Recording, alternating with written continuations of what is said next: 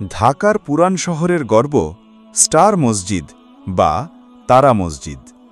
ঊনবিংশ শতাব্দীর শুরুর দিকে মোগল স্থাপত্যশৈলীতে এটি নির্মাণ করেন মির্জা গোলাম পীর নামে এক ধনী ব্যক্তি। পরবর্তীতে ১৯২৬ সালে স্থানীয় ব্যবসায়ী আলীজান বেপাই এই মসজিদটি সংস্কার ও সম্প্রসারণ করেন। সাদানীল টালি আর অসংখ্য তারার নকশায় সুসজ্জিত হয় এর নামকরণ করা হয় স্টার মসজিদ বা তারা মসজিদ। এই মসজিদ ইতিহাস, শিল্পকলা ও ধর্মীয় ভাবগাম্ভীর্যের এক অনন্য প্রতীক।